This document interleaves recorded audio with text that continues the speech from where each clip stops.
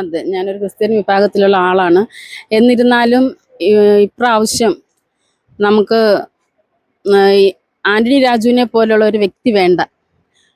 B J P വന്നാൽ മാത്രമേ ഇനിയൊരു വികസനം ഉണ്ടാകൂ, പാവപ്പെട്ട മനുഷ്യർക്ക് ഒരു സഹായം ആകത്തുള്ളൂ. അതുകൊണ്ട് BJP തന്നെ ഇപ്രാവശ്യം വരണം.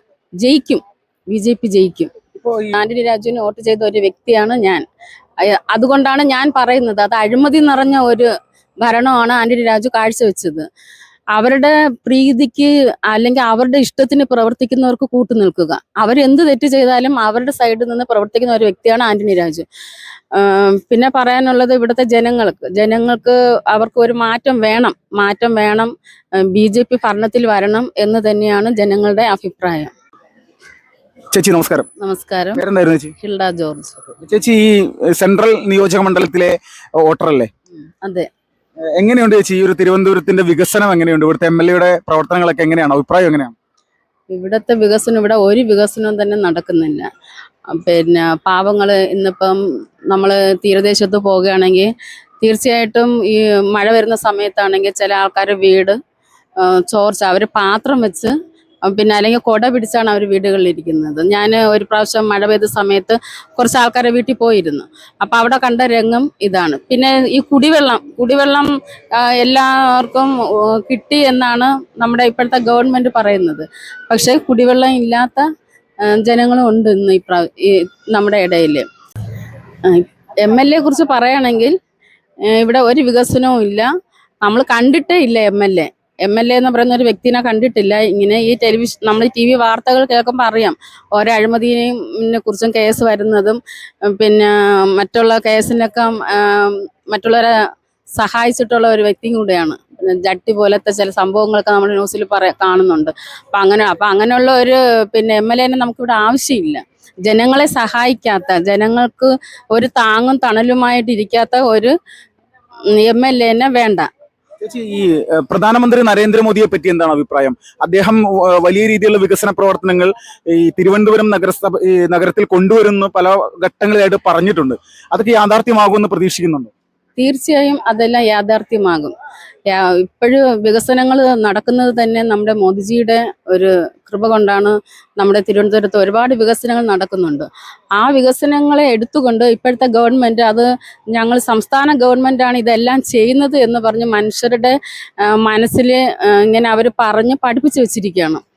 എന്നാലും ഈ ന്യൂസൊക്കെ കേൾക്കുന്ന കുറേ ജനങ്ങൾ നമ്മുടെ ഇടയിലുണ്ട്. അവർക്കറിയാം മോദിജിയാണ് ഈ വികസനം കൊണ്ടുവരുന്നതും നമ്മൾ ഇന്ന് റേഷൻ അരി വാങ്ങുന്നത് മോദിജിയുടെ ഒരു ഇതുകൊണ്ടാണെന്നും കുടിവെള്ളം ജനങ്ങൾക്ക് എത്തിയിരിക്കുന്നതും ഈ മോദിജിയുടെ ഒരു നല്ല മനസ്സുകൊണ്ടാണ്. അതുകൊണ്ട് മോദിജി നല്ലൊരു വ്യക്തിയാണ്, നല്ലൊരു മനുഷ്യനാണ്, നല്ല മനസ്സുള്ള ഒരു നല്ല മനസ്സിന്റെ ഉടമയാണ്. ചേച്ചി ഇപ്പോൾ ഈ ഇവിടെ ഒരു ത്രികോണ മത്സരത്തിനുള്ള സാധ്യതയാണ്.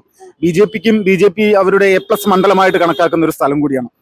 പക്ഷെ ഇവിടെ തീരദേശ മേഖലയിലുള്ള ന്യൂനപക്ഷങ്ങൾ, ക്രിസ്ത്യൻ മുസ്ലിം വിഭാഗം, അവരുടെ ഒരു സഹായമുള്ള പാർട്ടിയെ ഇവിടെ ജയിക്കാനുള്ള സാധ്യത ഉള്ളൂ എന്നുള്ളൊരു കാഴ്ചപ്പാട് എല്ലാ പാർട്ടികൾക്കും ഉണ്ട്. അപ്പോൾ എങ്ങനെയാണ് ചേച്ചി ഒരു ക്രിസ്ത്യൻ വിഭാഗത്തിലുള്ള ആളല്ലേ? അതെ, ഞാനൊരു ക്രിസ്ത്യൻ വിഭാഗത്തിലുള്ള ആളാണ്. എന്നിരുന്നാലും ഇപ്രാവശ്യം നമുക്ക് ആന്റണി രാജുവിനെ പോലുള്ള ഒരു വ്യക്തി വേണ്ട. BJP വന്നാൽ മാത്രമേ ഇനിയൊരു വികസനം ഉണ്ടാകൂ, പാവപ്പെട്ട മനുഷ്യർക്ക് ഒരു സഹായം ആകത്തുള്ളൂ. അതുകൊണ്ട് BJP തന്നെ ഇപ്രാവശ്യം വരണം. ജയിക്കും, BJP ജയിക്കും. ഇപ്പോൾ ഈ തീരദേശ മേഖലയിലെ ക്രൈസ്തവ വിഭാഗമെല്ലാം BJPയോട് അടുപ്പം കാണിക്കുന്നുണ്ടോ? അവരുടെ ഭാഗത്ത് നിന്ന് ഇങ്ങനെ ഒരു വോട്ടിംഗ് ശതമാനമൊക്കെ വർദ്ധിച്ചു വരുന്നു എന്നുള്ള ഒരു കാഴ്ചപ്പാട് ചേച്ചിക്കുണ്ടോ? തീർച്ചയായിട്ടും തീരദേശ മേഖലകളിൽ നിന്ന് ഒത്തിരി ആൾക്കാർ BJPയിലോട്ട് വരുന്നുണ്ട്. അപ്പം കഴിഞ്ഞ വർഷം വരെ കുറച്ച് ആളായിരുന്നു. പക്ഷേ ഇപ്രാവശ്യം ഈ കോർപ്പറേഷൻ BJP പിടിച്ചതിന് ശേഷം ഒത്തിരി ആൾക്കാർ ഇവിടെ നിന്ന് നമ്മുടെ തീരദേശ മേഖലയിലുള്ള ഒരുപാട് യുവജനങ്ങളാകട്ടെ, പ്രായം ചെന്നവരാകട്ടെ, ഒത്തിരി ആൾക്കാർ BJPയിലോട്ട് ഇപ്രാവശ്യം വന്നിട്ടുണ്ട്. അതുകൊണ്ട് തീർച്ചയായിട്ടും BJPനെ കുറിച്ച് നല്ല ഒരു എന്താ പറയുന്നത്, നല്ലതായിട്ട് കാണുന്നതുകൊണ്ടാണ് തീരദേശത്ത് നിന്ന് ഇത്രയും ജനങ്ങൾ BJPയിലോട്ട് വരുന്നത്. അപ്പോൾ ഈ നമ്മുടെ കേരളത്തിന് അല്ലെങ്കിൽ ഈ സംസ്ഥാനത്തെ ഈ ഒരു തെരഞ്ഞെടുപ്പ് നടക്കുമ്പോൾ ഇവിടെ ഒരു ചേഞ്ചിനുള്ള സാധ്യത പൂർണ്ണമായിട്ടും ഈ തിരുവനന്തപുരം പോലെയുള്ള പ്രദേശങ്ങളിലുണ്ട് എന്നാണ് ചേച്ചിയുടെ ഒരു വിശ്വാസം? അതെ അതെ അതെ, ചേഞ്ച് ഉണ്ട്. തീർച്ചയായും നമുക്ക് നേരത്തതിനേക്കാളും കൂടുതൽ വോട്ട് ലഭിക്കുകയും BJP ജയിച്ച് എന്താ പറയുന്നത്, ജയിക്കും BJP. ചേച്ചി ഒരു അവസാനമായിട്ടൊരു കാര്യം കൂടി.